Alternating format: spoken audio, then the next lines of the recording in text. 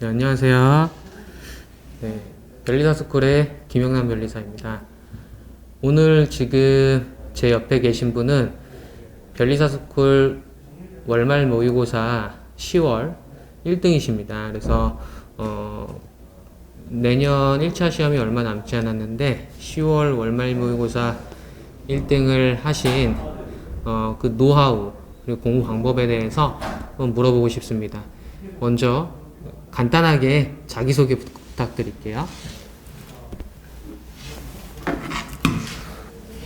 저는 이번에 1월부터 변리사 1차 시험을 준비를 해서 군대에서 준비를 하다가 이제 9월에 전역을 해서 이제 변리사 스쿨 강의를 들으면서 공부를 하고 있는 단과생입니다. 네. 네, 군대에서 공부 시작하셨고, 그리고 이제 제대하고 나서 9월부터 좀 본격적으로 이렇게 공부하고 계시는데요. 우리 월말 모의고사 성적 한번 물어보도록 하겠습니다. 저는 이제 산업재산권법은 100점 나왔고 민법은 97.5점 나왔습니다. 저 깜짝 놀랐습니다. 이렇게 높은 성적이면 그 문제 하나 틀리신 거죠? 문제 하나 틀리신 거고, 우리가 월말 모의고사는 자연과학은 없어요. 그리고 이제 11월부터는 전국 모의고사가 실시되는데 거기서 이제 자연과학이 추가가 됩니다. 그럼 산업재산권법 100점 봐주셨는데 그 공부 방법이 되게 궁금해요. 한번 물어보도록 하겠습니다. 우선은 특허법 같은 경우에는 이제 문제 중에서 조문에서 이제 좀 많이 판가름이 나는 것 같기 때문에 저는 이제 조문을 되게 위주로 많이 봤던 것 같습니다. 그래서 우선은 조문에서 좀 꼼꼼하게 처분의 주체라든지 아니면은 뭐 하여야 한다나 할 수 있다 이런 부분에서 좀 꼼꼼하게 밑줄을 쳐가면서 봤던 것 같고, 그리고 기출문제가 저는 상당히 중요하다고 생각을 하는데, 이제 기출문제를 풀 때 1번에서 5번의 지문이 있다고 하면은 틀린 지문도 있지만 이제 보면서 애매한 질문들도 같이 세모를 쳐가면서 어떤 부분에서 애매했고 이거를 그 조문 노트를 봤을 때 이 부분이 이제 틀렸다 이런 거를 써가면서 많이 공부를 했던 것 같습니다. 상표는 어떻게 공부하셨어요? 네, 상표법은 이제 저는 핵심 이론 정리 책에다가 단권화를 했고요. 그래서 핵심 이론 정리에 이제 판례들의 어떤 사실관계나 이런 것들을 포스트잇에 붙여가면서 그 사실관계 그림을 보면서 처음에 이해를 하기 시작했고, 그 다음에 판례에 있는 문구들을 외우면서, 그리고 이제 문제를 풀면서도 판례에 있는 문구나 아니면은 뭐 인식도 차이라든지 이런 부분에 좀 중점을 둬서 좀 조문이나 판례를 좀 완벽하게 외우려고 노력했던 것 같습니다. 디자인은 어떻게 하셨을까요? 디자인은 이제 기본서 해독을 되게 많이 했던 것 같습니다. 그래서 디자인은 어떻게 보면 심사 기준도 상당히 중요하기 때문에 심사 기준에 있는 예들을 좀 많이 봤던 것 같고, 그리고 특허법하고 상당히 비슷한 부분이 많기 때문에 저는 이제 특허법하고 어떤 부분이 다른지를 많이 비교를 해가면서 공부를 했던 것 같습니다. 네, 지금 이제 산업재산권법 만점을 받으셨고 그 공부 방법에 대해서 말씀을 해주셨습니다. 그리고 민법도 97.5점이면 점수가 굉장히 높은 건데 근데 요즘에 민법 양이 너무 많기 때문에 휘발성 이것 때문에 고민을 되게 많이 하세요.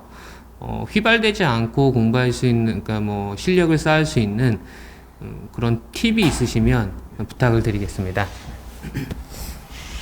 저는 우선은 이제 9월 달부터 문제풀이를 시작했는데, 제가 가장 실력이 크게 오를 수 있었던 이제 주 무기라고 꼽자면은 이제 저는 좀 시험을 오래전부터 준비를 했기 때문에 기본서를 좀 많이 회독을 했던 것 같습니다. 그래서 일단은 기본 강의를 들을 때는 민법 총칙을 들을 때는 우선은 그날 들은 거를 복습을 하고 그 다음날에 그 전날 거를 같이 하면서, 그리고 시간 여기까지 된다면 아예 민법 총칙을 배울 때는 민법 총칙 처음부터 끝까지, 그러니까 만약에 소멸시효 부분을 제가 오늘 강의를 들었다고 하면은 처음부터 끝까지 회독을 한 번씩 했던 것 같습니다.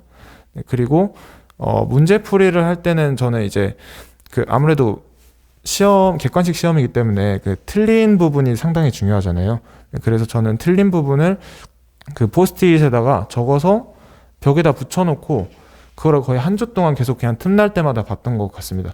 네, 그래서 안 그래도 양이 많은 건데 제가 중요하다 생각하는 부분은 또 따로 있는 거니까 그런 부분들에 대해서 좀 더 중점적으로 계속 틈을 메꿔 나갔던 것 같습니다.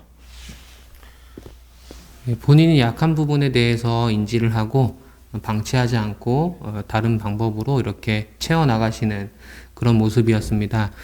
이렇게 체계적으로 부족한 부분 채워나가시는 방법도 좋을 것 같습니다. 그래서 10월부터 내년 1차 시험 뭐 아마 2월이 되지 않을까 싶은데 그때까지 아직도 기간이 많이 남았어요. 그래서 계속 이렇게 우수한 성적을 거두면 참 좋겠는데 앞으로 공부 방법 이렇게 공부해 보겠다라는 게 있으시면 한번 설명을 해주세요. 저는 우선은 이제 단권화를 어느 정도 마친 후에 이제 그 문제를 풀면서 틀린 부분이나 이런 부분을 단권화를 한 12월까지 이제 거의 완료할 것 같고요.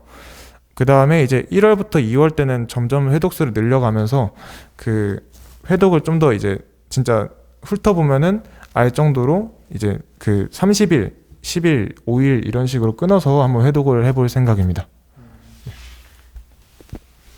그래서 앞으로 얼마 남지 않은 1차 시험 기간 동안 그 나름의 어떤 계획이 지금 있으세요.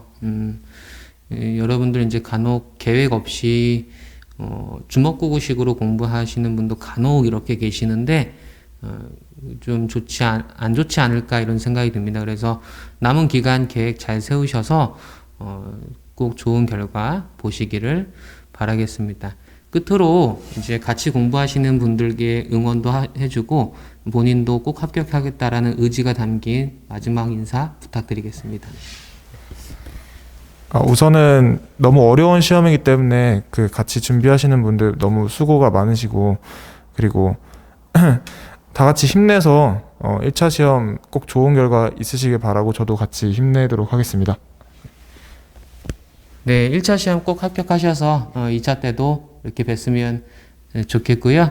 이 영상 보고 계신 다른 분들도 1차 시험 얼마 남지 않아서 포기하겠다, 너무 힘들다 이렇게 생각하실까봐 걱정 많이 되는데 마지막은 멘탈 싸움입니다. 그래서 정신력으로 버티시고 열심히 하셔서 좋은 결과 보시길 바랍니다.